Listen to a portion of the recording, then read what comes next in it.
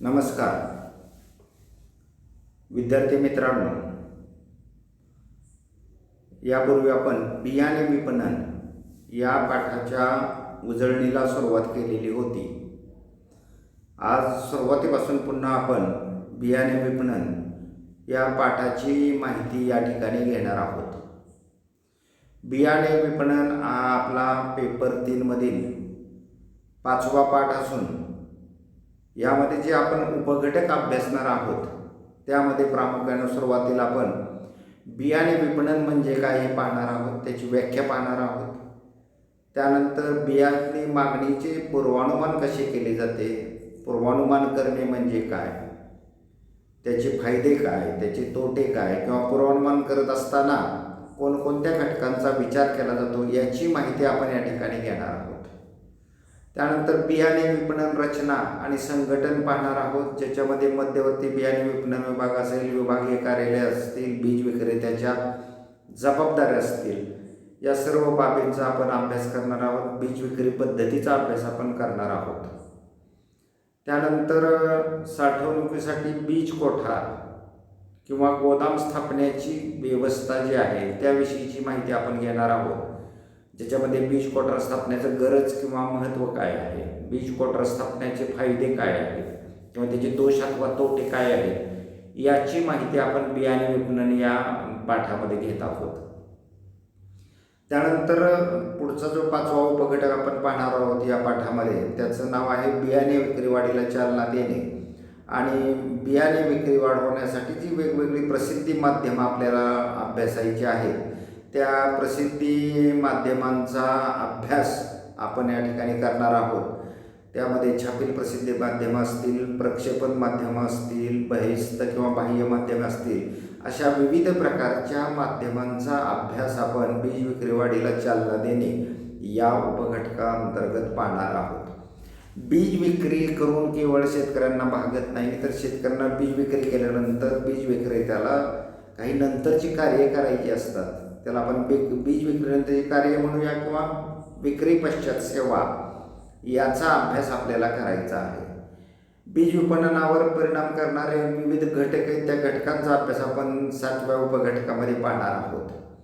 त्यानंतर बीज उत्पादनाचे अर्थशास्त्र पाहणार आहोत. सर्वसाधारण पीक उत्पादन आणि बीज उत्पादनामध्ये कोणत्या खर्चाचा फरक असतो, बीज उत्पादन करत असताना कोणत्या अतिरिक्त बाबींवरती आपल्याला खर्च करावा लागतो किंवा कोणता जास्तीचा खर्च आपल्याला करावा लागतो याची माहिती आपण या उपघटकाअंतर्गत घेणार आहोत.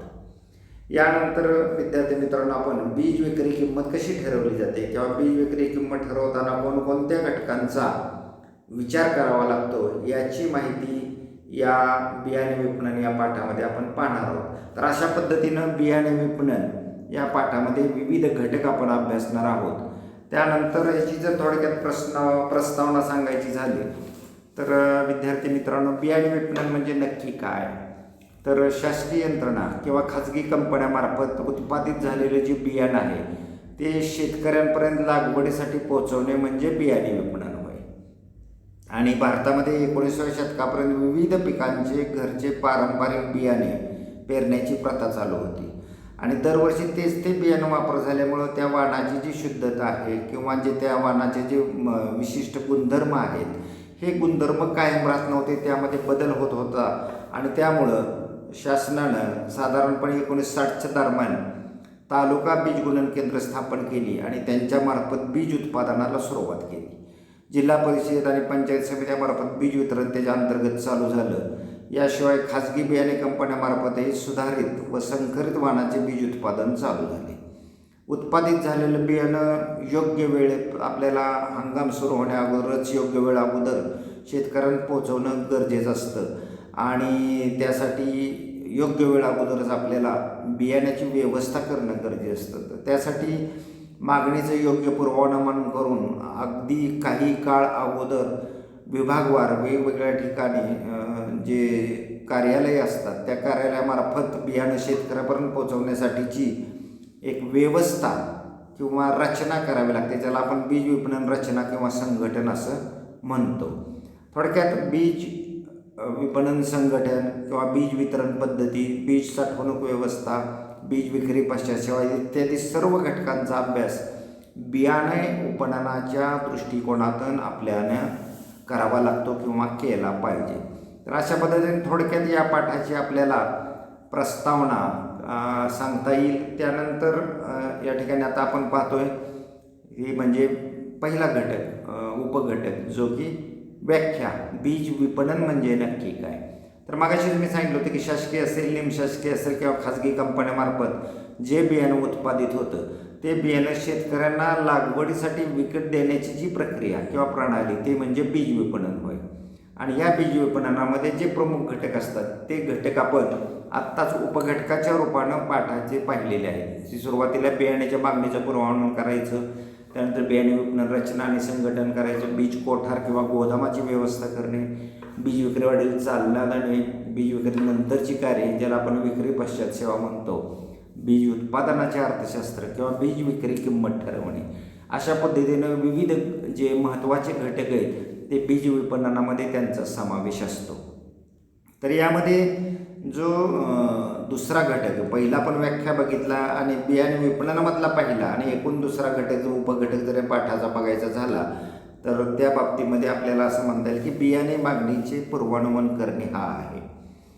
तर बियाणे मागणीचं पूर्वानुमान करायचं म्हणजे काय, पुढील हंगामात किंवा पुढील वर्षी लागवडीसाठी लागणाऱ्या वेगवेगळ्या पिकाच्या आणि त्यांच्या वेगवेगळ्या जातीच्या बियाण्याचा लागवडीच्या योग्य वेळ अगोदरच अंदाज करायचा म्हणजे बियाण्याच्या मागणीचं पूर्वानुमान करणे होय. म्हणजे पुढील हंगामात किती बियाणं लागेल, पुढील वर्षी आपल्याला किती बियाणं लागेल त्याचा अंदाज घ्यायचा आणि त्याप्रमाणे बियाण्याची मागणी करून त्या हंगाम सुरू होण्यापूर्वीच बियाणं आणून ठेवायचं. मग हे बियाणे मागणीचं पूर्वानुमान शेतकरी कृषी खात्यामध्ये संबंधित अधिकारी करू शकतात वितरण व्यवस्थेसाठी, किंवा एखादा दुकानदार बीज विक्रेता स्वतःच्या दुकानासाठी सुद्धा बियाण्या मागणीचं पूर्वानुमान करू शकतो.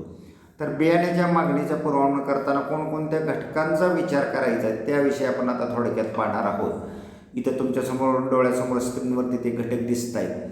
तर पुढील हंगामात किंवा पुढील वर्षी लागवडीसाठी लागणारा बियाण्याचा अंदाज करताना जे प्रमुख घटक आपल्याला विचारात घ्यायचे असतात त्यामध्ये पहिला आणि महत्त्वाचा घटक म्हणजे तुमच्या भागामध्ये, ज्या भागामध्ये तुमचे दुकान असेल किंवा ज्या भागामध्ये तुम्हाला शेतकऱ्यांसाठी वितरण व्यवस्था करायची असेल त्या अधिकाऱ्याला काय बघितले पाहिजे त्याने, तर लागवडीखाली त्या परिसरात एकूण क्षेत्र किती आहे, त्यानंतर त्या भागात कोणती महत्त्वाच्या पिकं घेतली जातात किंवा त्यांची लागवड केली जाते आणि ती जी लागवड केलेली पिकं आहेत त्या पिकांसाठी लागणारं हेक्टरी बियांचं प्रमाण काय आहे, या सर्वाची माहिती जी आहे ती माहिती आपल्याला या अगोदर घ्यावी लागते.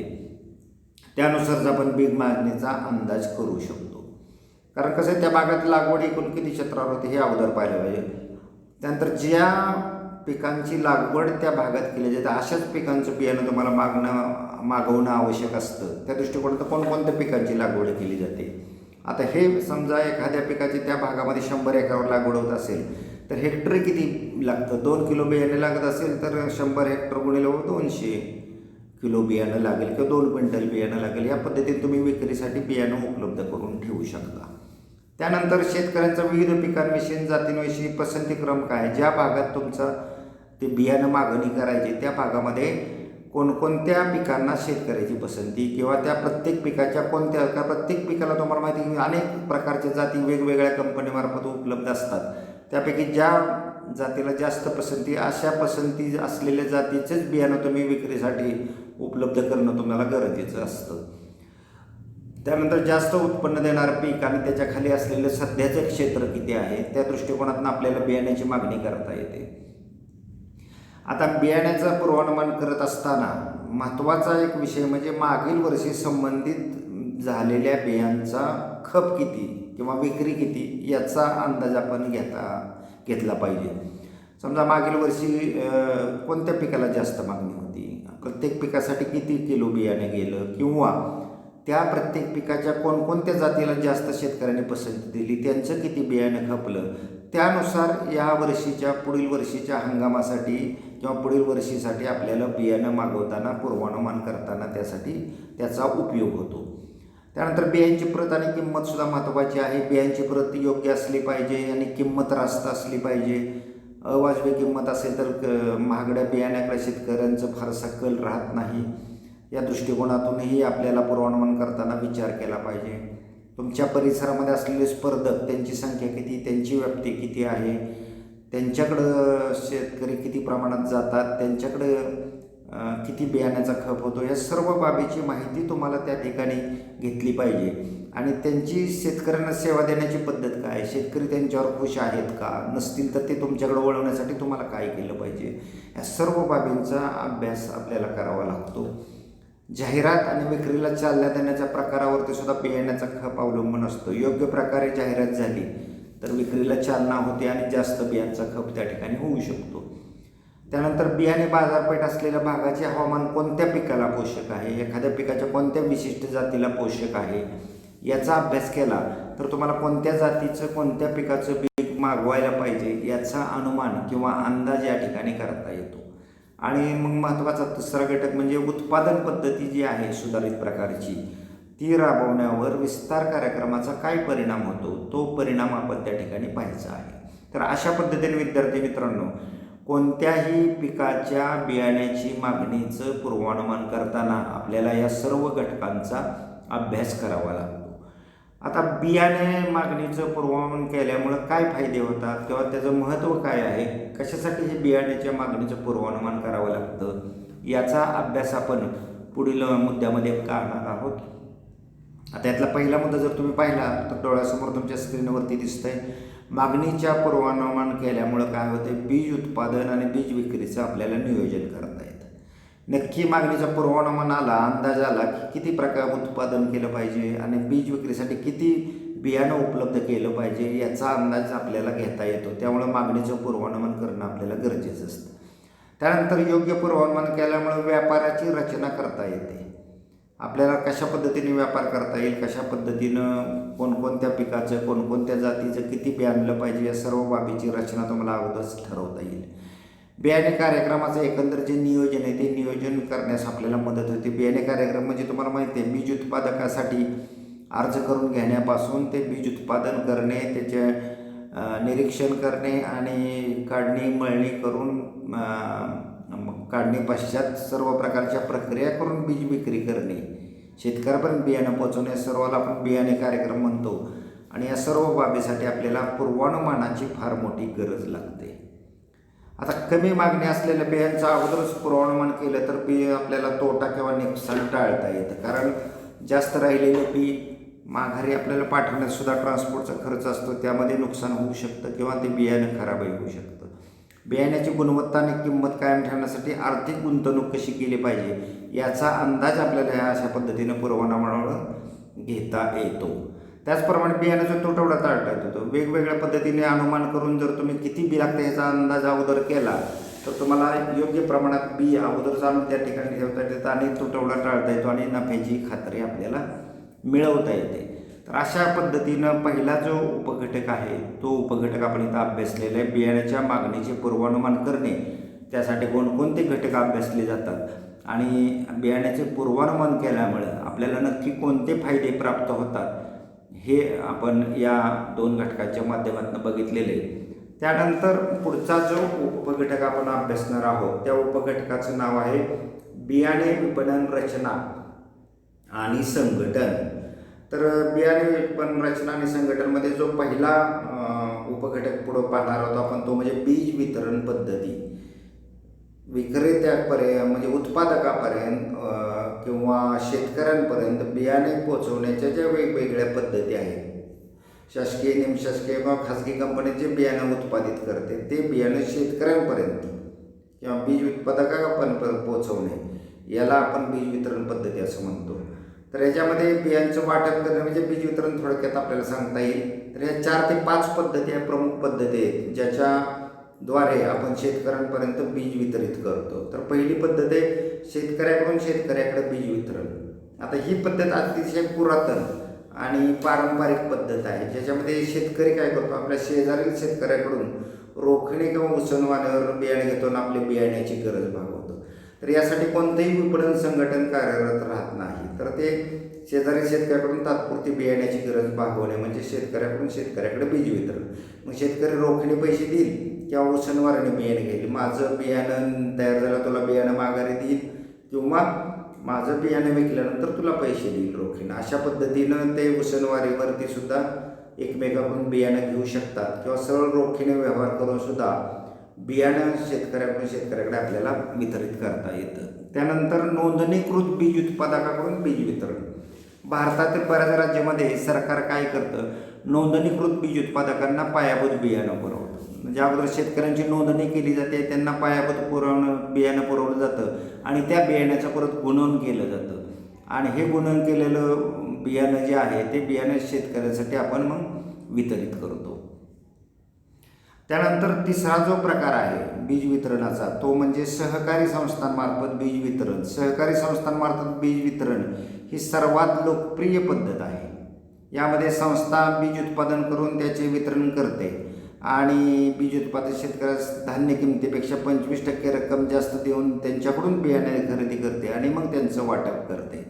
तर ही सहकारी संस्थामार्फत बीज वितरण ही जी पद्धत आहे ती शेतकऱ्यांचा त्यावर असलेला विश्वास आणि संस्थेमार्फत ज्या वेगवेगळ्या सुविधा त्या ठिकाणी दिल्या जातात शेतकऱ्यांना, त्यामुळे ही पद्धत सर्वाधिक लोकप्रिय आणि प्रचलित पद्धत आहे असं आपण म्हणूया. तर सहकारी संस्थांमार्फत बीज वितरण ही लोकप्रिय आणि प्रचलित पद्धत आहे जी आपल्याला गाळील जागा जोडण्यासाठी उपयोगी पडते हे वाक्य. त्यानंतर चौथी जी पद्धत आहे बीज वितरणाची ती पद्धत म्हणजे शासनाच्या कृषी विभागामार्फत बीज वितरण. प्रत्येक राज्य शासनाच्या शासनाकडे त्यांचा स्वतःचा कृषी विभाग असतो ज्याचं जाळं विभागवार, जिल्हावार, तालुकावार केलेलं असतं आणि सरकार मग स्वतःच्या भांडवलातून कृषी विभागामार्फत बियाणं विकत घेतं आणि त्याचं वितरण जे आहे जिल्हा कृषी अधिकारी असेल किंवा तालुकास्तरीय गट विकास अधिकारी असेल यांच्यामार्फत त्याचं वाटप शेतकऱ्यांना केलं जातं. तर अशा पद्धतीनं शासनाच्या कृषी विभागामार्फत हे बीज वितरण आपल्याला करता येतं. त्यानंतर पाचवी जी पद्धत आहे बीज वितरणाची ती पद्धत म्हणजे अशासकीय आणि निमशासकीय यंत्रणेमार्फत बीज वितरण.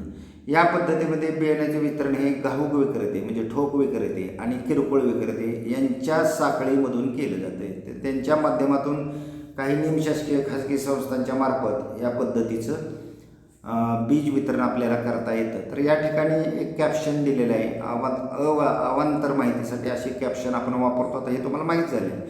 तर यामध्ये महाबीजच्या बीज उत्पादन कार्यक्रमातील भागधारक तथा बीज उत्पादक शेतकऱ्यांच्या नियमित सहभागामुळे उच्च दर्जाचे बियाणे उत्पादन, रास्त दरात पुरवठा, बीज किमतीवर नियंत्रण ठेवणे तसेच शासनाच्या विविध योजनांमध्ये अनुदान दराने वितरणासाठी बियाणे उपलब्ध करणे ह्या गोष्टी आपल्याला हे शक्य झाले आहे. तर महाबीजचा जो बीज उत्पादन कार्यक्रम आहे त्यामुळे ह्या सगळ्या गोष्टी आपल्याला शक्य झालेल्या आहेत. त्यानंतर पुढचा जो उपघटक आपल्याला अभ्यासायचा आहे या बीज विपणन या घटकामध्ये, आता आजचा हा व्याख्यान आपण थोडं फास्ट घेतो कारण पूर्वी आपण अतिशय शांतपणे चॅप्टर पाहिलेलं आहे, त्याची उजळणी आता आपण पाहतोय त्यामुळे थोडंसं स्पीडमध्ये हे उजळणी आपण घेतो आहे. याची स्वाध्याय तुम्ही बहुतेकांनी लिहिलेली आहे.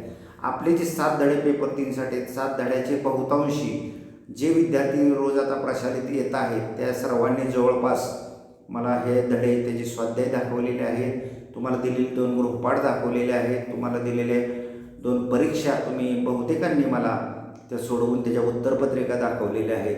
तर या सर्व विद्यार्थ्यांचं मी या निमित्ताने हार्दिक अभिनंदन करतो. आणि जे विद्यार्थी अजून घरून व्याख्यानं पाहत आहेत त्यांनी घरी बसून या सर्व बाबी पूर्ण करायच्या आहेत. त्याचप्रमाणे प्रात्यक्षिक जर्नलसुद्धा पूर्ण करायचं आहे. वारंवार ह्या सूचना मुद्दाम मी तुम्हाला देतो आहे कारण एप्रिल किंवा मेमध्ये 12वी आणि 10वीच्या परीक्षा बोर्डामार्फत होणार आहेत. याचं नियोजन निश्चित झाल्याच्या सूचना यापूर्वी तुम्ही पाहिलेल्या आहेत सोशल मीडियाच्या माध्यमातून, तेव्हा त्या दृष्टिकोनातून आपण ही तयारी कायम ठेवायची आहे. तर पुढचा जो घटक आपला या पाठामधला आहे तो घटक आहे बाजार किंवा विपणन संघटन. तर बियाण्याची विपणन व्यवस्था वेगवेगळ्या पद्धतीने आपल्याला करता येते आणि कार्यक्षम पद्धत जर सांगायची झाली तर मध्यवर्ती विपणन विभाग स्थापन करायचा आणि त्याच्या अंतर्गत विविध विभागवार कार्यालय स्थापन करायची आणि मग विविध वितरकांच्या जाळ्यांमार्फत बीज विपणन व्यवस्था आपल्याला करता येते. इथं तुमच्याच डोळ्यासमोर चार्ट दिसतोय. तो सुरुवातीला आपण बियाणे विपणन पद्धतीमध्ये काय करतोय, पहिल्यांदा मध्यवर्ती बीज विपणन विभाग स्थापन करतोय. याच्या अंतर्गत तुमचे जेवढे विभाग असतील तेवढे विभागीय कार्यालय तिथे स्थापन करायचे. इथं फॉर एक्झाम्पल उदाहरणादाखल मी 3 विभागीय कार्यालय दिले असतील. तुमच्या राज्यामध्ये 4 विभाग असतील, 5 विभाग असतील प्रशासकीय, 6 विभाग असतील. त्यानुसार प्रत्येक विभागाला एक स्वतंत्र विभागीय कार्यालय असलं पाहिजे.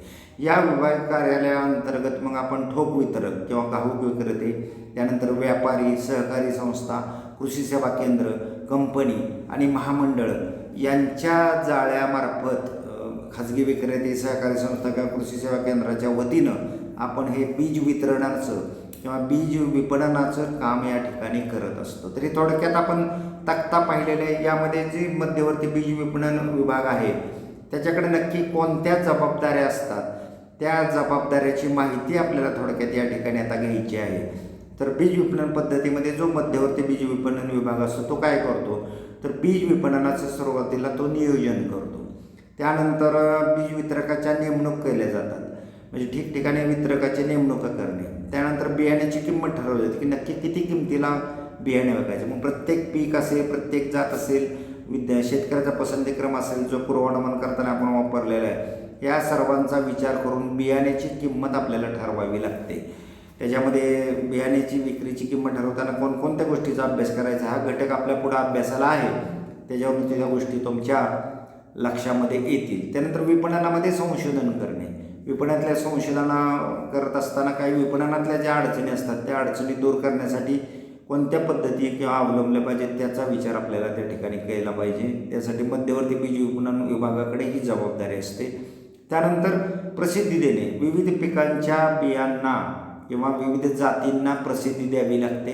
त्याची जबाबदारी मध्यवर्ती बीज विपणन विभागावरतीच असते. त्यानंतर बीज विपणनाच्या संदर्भातल्या ज्या आर्थिक बाबी असतात, सर्व आर्थिक बाबी हाताळण्याचं काम हे मध्यवर्ती बीज विपणन विभागच करत असतो. आणि बीज विपणनाच्या ज्या सर्व नोंदी असतात त्या नोंदी ठेवण्याचं काम, याची जबाबदारीसुद्धा मध्यवर्ती बीज विपणन विभागावरच असते. तर अशा पद्धतीने विद्यार्थ्यांमध्ये 6 ते 7 वेगवेगळ्या जबाबदाऱ्या ह्या मध्यवर्ती बीज विपणन विभागाकडे असते. त्यानंतर मध्यवर्ती बीज विपणन विभागाअंतर्गत जी विविध विभागीय कार्यालय असतात, तुमच्या विभागाच्या संख्येनुसार प्रत्येक विभागात एक कार्यालय असतं. तर त्या कार्यालयावर कोणत्या जबाबदाऱ्या असतात, तर मध्यवर्ती विपणन विभागाकडून मिळवलेलं बियाणं वितरकांना पुरवायचं. आणि त्यानंतर वितरकांना आणखी काय पुरवायचं, तर त्या प्रत्येक पिकाच्या जातीविषयीचं बियाण्याचं जे काही बियाणं तुम्ही विक्रीला देणार आहेत त्याचं प्रसिद्धी साहित्य पुरवायचं. त्याची प्रसिद्धी शेतकऱ्यांपर्यंत झाल्याशिवाय तुम्हाला विक्री किंवा खप वाढवता येत नाही. त्यानंतर जे वितरक असतात त्यांना वेळोवेळी प्रशिक्षण द्यावं लागतं, त्यांना अपडेट ठेवावं लागतं की जेणेकरून जास्तीत जास्त बियाण्याची विक्री ते करू शकतील. त्यानंतर ज्या भागामध्ये विपणन व्यवस्था नाही त्या भागामध्ये विपणन व्यवस्था निर्माण करणे, म्हणजेच नवीन भागामध्ये विपणन व्यवस्था किंवा विपणन विस्तार करणे ही जबाबदारी ही विभागीय कार्यालयाची असते. तर अशा पद्धतीने मध्यवर्ती विपणन विभाग आणि विभागीय कार्यालय यांना त्यांच्या जबाबदाऱ्या मर्यादित करून दिलेल्या असतात, त्यानुसार ते काम करत असतात. मग प्रत्यक्ष तो बीज विक्रेता असतो, शेवटच्या स्तरावरती हा बीज विक्रेता असतो, तो शेतकऱ्यांशी डील करत असतो. मग त्याच्या काय जबाबदाऱ्या आहेत की जेणेकरून बियाणे विक्री योग्य पद्धतीने होईल किंवा बियाण्याचा खप अतिशय चांगल्या पद्धतीने होईल, या सर्व बाबींसाठी बीज विक्रेत्याच्यासुद्धा काहीतरी एक जबाबदाऱ्या असतात. त्यातली पहिली आणि महत्त्वाची जबाबदारी म्हणजे नैतिकतेला धरून बीज विक्री करणे. तर कोणत्याही अनैतिक बाबीचा अवलंब न करता बीज विक्रेत्याने विक्री केली पाहिजे. त्यानंतर फक्त दर्जेदार बियांचीच विक्री केली पाहिजे, त्यामध्ये कोणत्याही प्रकारचं चिटिंग किंवा फ्रॉड त्या विक्रेत्याकडून होता कामा नये. आणि त्या दृष्टिकोनातून, कारण त्याला जर शेतकऱ्यांचा अगोदर विश्वास संपादन करणं गरजेचं असतं, त्याशिवाय विक्री वाढ होत नाही. आणि त्यासाठी सुरुवातीलाच त्याने दर्जेदार बियांची विक्री करणं गरजेचं असतं. त्याच्याकडे जमा असलेले जे बियाणे त्याची योग्य साठवणूक केली पाहिजे, त्याचं संरक्षण केलं पाहिजे. त्या दृष्टिकोनातून योग्य सोयी सुविधा त्यांनी आपल्या दुकानामध्ये केलेल्या पाहिजे. त्यानंतर दुकानाची जी ठेवणी ती आकर्षक असली पाहिजे. शेतकरी दुकानात आल्यानंतर तो आकर्षित होईल अशा पद्धतीने त्या दुकानाची सगळी रचना असली पाहिजे. उपलब्ध जो माल त्याच्या दुकानात असेल किंवा बीज विक्री केंद्रात असेल तर त्या मालाची योग्य जाहिरात शेतकऱ्यांपर्यंत झाली पाहिजे. शेतकऱ्यांना कळलं पाहिजे नक्की या दुकानामध्ये कोणत्या पिकाचं बियाणे आणि कोणत्या जातीचं किंवा वाणाचं बियाणं विक्रीसाठी आहे आणि त्याची विक्रीचे दर काय आहेत याची सर्व जाहिरात त्या शेतकऱ्यानं आपल्याला केली पाहिजे, शेतकऱ्यांपर्यंत पोचवली पाहिजे त्या दुकानदारानं. त्यानंतर विक्रेत्या दुकानातील मालाविषयी, शेती व्यवसायाविषयी आणि स्पर्धकाविषयी माहिती ठेवली पाहिजे. शेतकऱ्याला केवळ बियाणे विकून चालत नाही, तर शेतकऱ्याला त्या बियाण्याच्या अनुषंगानं, पीक लागवडीच्या अनुषंगानं त्यांनी माहिती पुरवली पाहिजे की जेणेकरून विद्यार्थी पुन्हा त्याच्याकडं माल घेण्यासाठी आकर्षित होईल. त्या दृष्टिकोनातून त्यांनी शेती व्यवसायाविषयीची सर्व माहिती घेतली पाहिजे. तसेच त्याच्या परिसरात त्याचे जे एकूण स्पर्धक आहेत त्या स्पर्धकांची माहिती घेतली पाहिजे. त्या स्पर्धकाची व्याप्ती किती आहे, त्यांच्याकडं कोणत्या प्रकारचं बियाणं खपलं जातं, विकलं जातं, कोणत्या पिकाचं बियाणं विकलं जातं याचा सर्वंकष अभ्यास त्यांनी बीज विक्रेत्यांनी सतत अपडेट राहिलं पाहिजे त्या बाबतीमध्ये. त्यानंतर शेती व्यवसायासंबंधी इतरभूत माहिती आत्मसात त्यांनी केली पाहिजे आणि शेतकऱ्यांना योग्य ते मार्गदर्शन केलं पाहिजे. केवळ पीक लागवडीविषयीच नाही तर अनेक प्रकारचे शेती व्यवसाय असतात, पूरक व्यवसाय असतात, त्या व्यवसायाविषयीची माहिती ह्याला असली पाहिजे, ज्या माहितीचा आपण शेतकऱ्यांना मार्गदर्शनासाठी उपयोग होईल. तर अशा पद्धतीनं आपण हे पहिले 3 घटक पाहिले. त्यानंतर 4था घटक या पाठातला आपण पाहतोय तो म्हणजे बियाणे साठवणुकीसाठी बीज कोठार किंवा गोदामाची व्यवस्था करणे. तर तुम्हाला माहिती आहे बीज उत्पादक कंपन्या महाराष्ट्रभर किंवा देशभर विविध ठिकाणी बियाण्याचं उत्पादन करत असतात. तेथून ते बियाणे शेतकऱ्यापर्यंत योग्य वेळेत हंगाम सुरू होण्यापूर्वी पोहोचवणं हे अतिशय जिकिरीचं आणि जबाबदारीचं काम असतं. आणि त्यामुळं बीज विक्री मोठ्या प्रमाणात करायची असेल तर ठोक आणि किरकोळ विक्रेत्यापर्यंत बियाणं अगोदरच वेळेत पोहोचलं पाहिजे की जिथून ते शेतकऱ्यांपर्यंत हंगाम सुरू होण्यापूर्वी त्याला ते विकणं सुलभ होईल किंवा सोयीच होईल. तर वाहतुकीत अनेक प्रकारचे अडथळे असतात. तुम्हाला माहिती आहे अयोग्य हवामानामुळे सुद्धा बीज पुरवठा योग्य वेळेत पुरवठा करणं गरजेचं असतं. या सर्व दृष्टिकोनाचा विचार करता योग्य वेळा अगोदरच विभागवार जर तुम्ही अशी बीज कोठार स्थापन केली आणि त्या ठिकाणी बीज नेऊन ठेवलं तर तिथपासून शेतकऱ्यापर्यंत योग्य वेळेत हंगाम सुरू होण्यापूर्वी शेतकऱ्यांना बियाणं पोहोचवणं आपल्याला सोपं होईल. त्या दृष्टिकोनातून बियाणं कोठार स्थापनेची आपल्याला गरज असते. तर महत्त्वाच्या ठिकाणी कोठार किंवा गोदामाचं स्थापना त्या दृष्टीनं करणं गरजेचं असतं. आता हे मग कोठार किंवा गोदाम स्थापनेचे फायदे काय आहेत ते थोडक्यात आपण पाहूया. आत्ताच तुम्हाला सांगितलं की उत्पादनाच्या ठिकाणापासून अगदी एंड्यूज एरियापर्यंत शेतकरी दूर अंतरापर्यंत असतात. तिथपर्यंत बियाणं जर योग्य वेळे अगोदर पोचवायचं असेल, हंगाम चालू होण्याच्या अगोदर पोचवायचं असेल तर मग हे बियाणं अगोदर निर्माण करून योग्य हवामान असतानाच ते बियाणं रवाना करून आपल्याला कोठारांकडे नेता येतं आणि त्यामुळं बियाण्याला वाहतुकीमध्ये कोणत्याही प्रकारची अयोग्य हवामानामुळं नुकसान पोचण्याची शक्यता नसते किंवा कमी असते. त्यानंतर दुसरा भाग म्हणजे अगोदरच बियाणं ठिकठिकाणी विभागवार नेऊन ठेवल्यामुळे शेतकऱ्यांना आपल्याला वेळेत बीज पुरवठा करता येतो. कारण ऐनवेळी मग हंगाम सुरू असताना तुम्ही उत्पादन ठिकाणावरून बियाणं वाहतूक करायचा प्रयत्न केला तर त्यावेळी बऱ्याच वेळा शेतकऱ्यापर्यंत बियाणं पोचायला उशीर होतो. तोपर्यंत दुसऱ्या कंपन्या दुसऱ्या पिकाचं बियाणं मग शेतकऱ्यापर्यंत पोचतं आणि तुमचं आर्थिक नुकसान होऊ शकतं. त्यानंतर कोठारामुळे काय फायदे होतात? अगोदरच बियाणं कोठारात आणून ठेवल्यामुळं त्या ठिकाणी तुम्हाला बियाण्याची गुणवत्ता तपासता येते, बियाण्याची उगवण क्षमता तपासता येते. म्हणजे वेगवेगळ्या प्रकारचं परीक्षण बियाणं कोठारात असताना अगोदरच करता येतं आणि आपलं संभाव्य नुकसान शेतकऱ्याचं होणार नाही आणि आपल्या कंपनीचं डिग्रेडेशन होणार नाही याची तुम्हाला काळजी घेता येते. त्यानंतर गोदाम किंवा कोठार बांधण्यासाठी फार मोठ्या बांधकामाची गरज नसते. त्यामुळं हे कोठार किंवा गोदाम स्थापण्याचे या पद्धतीनं आपल्याला वेगवेगळे फायदे प्राप्त होतात. आता कोठार किंवा गोदाम स्थापण्याचे काही तोटे आहेत किंवा कोठार किंवा गोदाम स्थापण्यासाठी काही दोष पण असतात.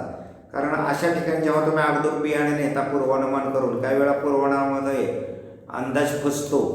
जर योग्य पूर्वानुमान झालं नाही तर अंदाज फसतो. अशा वेळी जास्त झालेलं जे बियाणं असतं त्या बियाण्याची विल्हेवाट लावतात. असं बियाणं कमी किमतीला विकणं, मुख्य कार्यालयाकडे परत पाठवणं, त्यासाठीचा खर्च वाढणं असे नुकसानीच्या गोष्टी या कोठारामुळे होऊ शकतात. अशा कोठारांसाठी आपल्याला मग विभागवार कार्यालय उघडावे लागतात. आणि त्या कार्यालयामध्ये व्यवस्थापनासाठी कर्मचारी नेमावा लागतो. त्या कर्मचाऱ्याच्या वेतनावरती तुम्हाला मग खर्च करावा लागतो. तर अशा पद्धतीनं विद्यार्थी मित्रांनो, बीज कोठा किंवा गोदाम जसे फायद्याचे आहेत तसे काही गोष्टी त्याचे तोट्याचे आहेत. पण सर्वसाधारणपणे जर तुम्ही विचार केला तर बीज गोदाम स्थापने किंवा कोठार स्थापने हे सर्व दृष्टिकोनातून जास्त फायद्याचं आहे. त्यानंतर विद्यार्थी मित्रांनो, आपण जे पुढचा घटक पाहणार आहे 5वा, तो म्हणजे बीज विक्री वाढीला चालना देणे. बियाण्याची विक्री वाढ कशी करायची.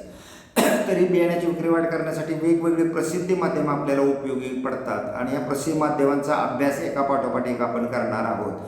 अगदी ब्रॉडली जर त्याचं वर्गीकरण करायचं म्हटलं तर प्रसिद्धी माध्यमाचे 4 प्रमुख प्रकार आपण अभ्यासणार आहोत. एक म्हणजे छापील माध्यम, दुसरं म्हणजे प्रक्षेपण माध्यम, तिसरं बाह्य माध्यम आणि चौथा जो प्रकार आहे तो म्हणजे व्यक्तिगत माध्यम. तर या 4ही प्रकारांतर्गत जी वेगवेगळी माध्यमं आहेत ती माध्यमं कोणती, त्याची माहिती काय आहे, फायदे काय आहेत, त्याच्यामध्ये दोष काय आहेत, याचा एका पाठोपाठ एक अभ्यास आपण या ठिकाणी करण्याचा प्रयत्न करणार आहोत.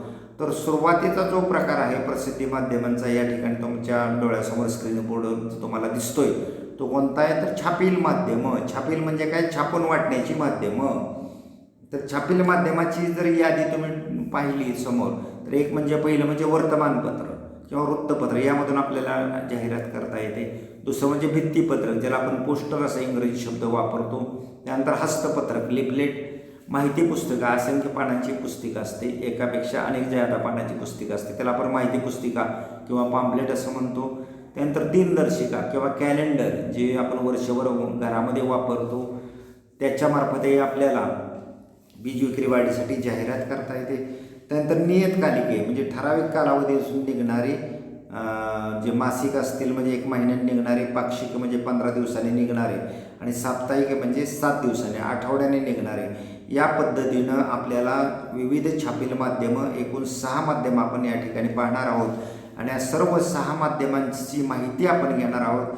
ते फायदे काय आहेत ते पाहणार आहोत, त्याच्यामुळं काही दोष काय आहेत त्या माध्यमामध्ये त्याचीही माहिती आपल्याला थोडक्यामध्ये या ठिकाणी घ्यायची आहे. आणि प्रात्यक्षिकामध्ये यातल्या बऱ्याच गोष्टी आपण प्रत्यक्ष अभ्यासनाबरोबरच तयारही करणार आहोत. हस्तपत्रक कसे तयार केलं जातं, भित्तीपत्रक कसं तयार केलं जातं, माहिती पुस्तिका कशी तयार केली जाते, या सर्वांचा अभ्यास करणार आहोत. हे सर्व प्रात्यक्षिकामध्ये करून घेणार आहोत आणि आजपर्यंत प्रात्यक्षिकामध्ये आपण ते पाहिलेलं पण आहे आणि परीक्षेलाही तुम्हाला ह्या गोष्टी तयार करण्यासाठी परीक्षेला दिल्या जातात. त्याचाही अभ्यास आपण प्रात्यक्षिकाच्या रूपाने पुन्हा एकदा करणार आहोत. तर याच्यामध्ये जे छापील माध्यमं जी आहेत त्या माध्यमामधलं पहिलं माध्यम म्हणजे वर्तमानपत्र किंवा त्याला दुसरं नाव आहे वृत्तपत्र. आपण शॉर्टमध्ये त्याला पेपर आला म्हणतो. तर वर्तमानपत्र किंवा वृत्तपत्र म्हणजे काय हे तुम्हाला आता माहिती तुमच्या रोज सर्वजणांच्या घरामध्ये येतं. शहरात, तालुक्यात, जिल्ह्यात, जगात, देशात सर्वत्र घडणाऱ्या प्रमुख घटना, मग क्रीडा क्षेत्रातल्या असतील, राजकीय क्षेत्रात असतील किंवा अन्य क्षेत्रात असतील, या सर्वांच्या बातम्या पुरवणारं एक महत्त्वाचं साधन वर्तमानपत्र आहे.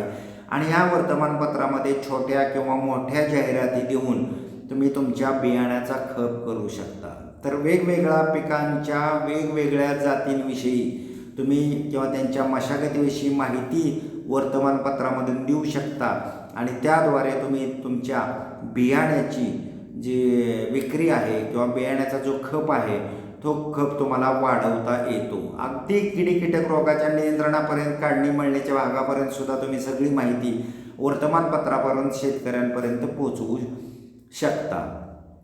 तर हे जे वर्तमानपत्र आहे त्या वर्तमानपत्र किंवा वृत्तपत्र जे आहेत याचे फायदे काय आहेत तर वर्तमानपत्र सर्व वर्गातील जनतेपर्यंत आपल्याला जाहिरात करता येते. अगदी आर्थिकदृष्ट्या सबल आणि दुर्बल असणारे सर्व लोक वर्तमानपत्र घेऊ शकतात. वर्तमानपत्राची किंमत ही नाममात्र किंमत असते आणि अशा मग सर्व प्रकारच्या जास्तीत जास्त जनतेपर्यंत आपल्याला तुमच्या पिकाची किंवा वेगवेगळ्या पिकाच्या वेगवेगळ्या जातींचे जे बियाणे तुम्ही निर्माण करणार आहात, मग तुमची कंपनी शासकीय असेल, निमशासकीय असेल, खाजगी असेल, त्या कंपनीचं बियाण्याचं खप वाढवण्यासाठी किंवा विक्री वाढवण्यासाठी जास्तीत जास्त लोकांपर्यंत आपल्याला वर्तमानपत्राच्या माध्यमातून या ठिकाणी पोहोचता येतं. त्यानंतर तुलनात्मक खर्च जाहिरातीचा जो आहे तो कमी येतो. आता इथं असंख्य माध्यम आपण पाहणार आहोत, प्रक्षेपण माध्यम पाहणार आहोत, जसे की रेडिओ असेल, दूरदर्शन असेल, बाह्य माध्यमं पाहणार आहोत, व्यक्तिगत माध्यमं पाहणार आहोत. या सर्व माध्यमांमध्ये तुलनात्मक सर्वात कमी खर्च येणारा माध्यम जाहिरातीसाठी ते म्हणजे वर्तमानपत्र आहे. तर या वर्तमानपत्रात आपण जाहिरात देऊन कमी खर्चामध्ये आपल्या बियाण्याची किंवा आपण निर्माण केलेल्या जातीची वाणाची ॲडव्हर्टाईज या ठिकाणी करू शकतो. आता जाहिरातीचा आकार कमी जास्त करण्याची सोय आपल्याला वर्तमानपत्रात असल्यामुळे त्याच्यामध्ये लवचिकता येते. तुम्ही मजकूर ठरवू शकता. तुम्हाला वाटलं हा मजकूर जास्त खर्चिक होते, तुम्ही थोडा कमी करू शकता. तुम्हाला वाटलं हे थोडंसं कमतरता वाटते, आपली माहिती पूर्णपणे शेतकऱ्यापर्यंत पोहोचणार नाही, तर अशावेळी तुम्ही जाहिरातीचा आकार वाढवू शकता आणि जाहिरातीच्या आकारानुसार, आकारमानानुसार किंवा त्याच्यातील शब्दसंख्यानुसार तुम्हाला जाहिरातीला खर्च द्यावा लागतो. तर अशा पद्धतीनं एक फायदा आहे की जाहिरातीचा आकार कमी जास्त करण्याची सोय आपल्याला वर्तमानपत्रामध्ये असते. त्यानंतर जाहिरातीमध्ये तुम्हाला अक्षरांचा वापर करता येतो, विविध चित्रांचा वापर करता येतो, वेगवेगळ्या रंगीबेरंगी चिन्हांचा वापर करता येतो किंवा एकंदरीत रंगाचा वापर करता येतो. आणि त्यामुळं काय होतं, ती जाहिरात जी आहे ती जाहिरात जास्तीत जास्त आकर्षक करण्याकडे तुम्हाला फायदा होतो. आणि जेवढी जाहिरात आकर्षक तेवढं ते वाचकांचं लक्ष जे आहे ते वेधून घेते आणि मग तो वाचक जास्त लक्ष देऊन ते किंवा कॉन्सन्ट्रेट होऊन ती जाहिरात बघू शकतो. त्याचा फायदा तुम्हाला तुमचं बियाण्याचा खप वाढवण्यासाठी करता येतो. तर अशा पद्धतीनं वर्तमानपत्राचे काही आपल्याला फायदे आहेत, त्याचप्रमाणे वर्तमानपत्राचे काही तोटे पण आहेत किंवा काही दोषही आहेत. आत्ताच मी म्हटलं की विविध वर्गातील जास्तीत जास्त लोकांपर्यंत तुम्हाला जाहिरात करता येते. तरी परंतु एक वर्ग असा असतो की जो वर्ग अशिक्षित असतो, तो शिकलेला नसतो आणि त्याला वाचन करता येत नाही. अशा लोकांसाठी म्हणजे निरक्षर लोकांसाठी आपल्याला हे माध्यम मात्र निरुपयोगी माध्यम आहे, कारण तुम्ही काय लिहिले याची माहिती ते वाचू शकत नाही. त्यानंतर तुम्हाला माहिती की वृत्तपत्राचं आयुष्य कमी असतं. एकदा तुम्ही वर्तमानपत्र वाचले की पुन्हा ते डोळ्यासमोर घेत नाही. त्यामुळे जाहिरातीची परिणामकारकता आहे ती फारच कमी होते. वारंवार तुम्ही वर्तमानपत्र हाताळत नसल्यामुळं एकदा वाचल्यानंतर तुम्हाला वर्तमानपत्रातल्या त्या बातम्या वाचल्यानंतर त्यातला इंटरेस्ट कमी राहतो आणि साहजिकच ते मग ते वर्तमानपत्र संध्याकाळी पुन्हा रद्दीत जातं. त्याबरोबर तुमची जाहिरातही रद्दीत जाते. त्यामुळे जाहिरातीची जी परिणामकारकता आहे, कालावधी जो आहे तो कमी राहतो. त्यानंतर तिसरा जो प्रकार तोटा किंवा दोष जो आहे तो म्हणजे वर्तमानपत्र बातम्यासाठी प्रामुख्याने वाचली जातात. ठळक बातम्या, राजकीय बातम्या, क्रीडाच्या बातम्या प्रामुख्याने ज्यामध्ये लोक वाचण्याचा कल असतो आणि मग छोट्या जाहिराती शक्यतो लोक वाचत नाहीत. मग जाहिरात आकर्षक रंगात करायची, खर्चिक करायची, मोठी करायची आणि लोकांचं आकर्षण वाढवून त्याकडं लक्ष वेधायचं, तर ते पुन्हा खर्चिक बाब होते. त्यामुळं हा एक या आपल्या वर्तमानपत्र या छापील माध्यमाचा आपल्याला दोष म्हणून आपल्याला सांगता येतं. त्यानंतर वृत्तपत्राचा कागद जर चांगला नसेल किंवा छापाई चांगली नसेल तर जाहिरात उठवदार होत नाही. अनेक वर्तमानपत्राचे मळकट किंवा थोडेसे दुर्घट अशा पद्धतीचे जर तुम्ही कागद पाहिले तर त्या कागदावर लिहिलेली अक्षरसुद्धा आकर्षक वाटत नाहीत आणि आकर्षकपणा नसला की मग ते वाचण्याकडचा कल जो असतो तो वाचण्याकडचा कल कमी होतो आणि त्यामुळं ती एक आपले या वर्तमानपत्राची दोषाची बाजू आहे. तर अशा पद्धतीनं विद्यार्थी मित्रांनो, जी छापील माध्यमं वेगवेगळे आपण अभ्यासणार आहोत त्या माध्यमातलं पहिलं माध्यम जे आहे वर्तमानपत्र किंवा वृत्तपत्र, याचा अभ्यास आज आपण केलेला आहे. पुढच्या व्याख्यानामध्ये आपण हस्तपत्रक म्हणजे काय, त्याचे फायदे तोटे काय, माहिती पुस्तिका म्हणजे काय, त्याचे फायदे तोटे काय, पोस्टर किंवा भित्तिपत्रक ज्याला मराठीत आपण म्हणतो त्याचे फायदे तोटे काय, या सर्व इतर ज्या बाबी तुम्हाला मगाशी मी इथं दाखवल्या ह्याच्यामध्ये दिनदर्शिका असेल किंवा नियतकालिकामध्ये मासिक, पाक्षिक आणि साप्ताहिक, या सर्व माध्यमांचा अभ्यास एका पाठोपाठ एक आपण करणार आहोत. आणि जेव्हा ही 6 माध्यमं तुम्ही पूर्णपणे अभ्यासात आल तेव्हा तुमच्या लक्षात येईल की छापील माध्यमामध्ये या 6 माध्यमांपैकी नक्की कोणतं माध्यम तुम्हाला म्हणजे छापील माध्यम कोणतं छापील माध्यम तुम्हाला जास्त फायदेशीर ठरेल. आणि त्यानंतर जेव्हा तुम्ही प्रक्षेपण माध्यम पाहताल, मग रेडिओ असेल, दूरदर्शन असेल, CD DVD असतील, बाह्य माध्यमं पाहताल, वाहनं असतील, आकाशातील फुगे असतील, व्यक्तिगत माध्यम असतील, भ्रमणध्वनी असेल, वस्तूंचं वाटप असेल वगैरे वगैरे, वैयक्तिक पत्रव्यवहार असेल, ही चारही माध्यमं जेव्हा तुम्ही बसतात तेव्हा चारही माध्यमातले कोणती माध्यमं जास्त फायदेशीर आहेत याचं तुमच्या लक्षात येईल आणि प्रत्येक माध्यमाच्या प्रकारामधला कोणतं माध्यम जास्त उपयुक्त शेतकऱ्यांना माहिती पुरवण्याच्या दृष्टिकोनातनं आणि तुमच्या बियाण्याचा खप वाढवण्याच्या दृष्टिकोनातून, केवळ बियाण्याचाच खप तुम्ही वाढवताल असं नाही तर इतरही जे शेती निविष्ट जे तुम्ही उत्पादन करता त्याचा खप वाढवण्यासाठी तुम्हाला याचा फायदा आहे. तर विद्यार्थ्यांकडे जवळपास 40 मिनिटाचं व्याख्यान आज संपलेलं आहे आणि याच्यामध्ये उर्वरित 5 मिनिटासाठी तुम्हाला नेहमीप्रमाणे यावरती एक परीक्षा मी देणार आहे आणि या परीक्षेसाठीचा कोड आहे तो कोड क्रमांक 40 आहे. तो 40 कोड क्रमांक वापरून तुम्ही परीक्षा द्यायची. त्यामुळं पुढच्या व्याख्यानापर्यंत नमस्ते.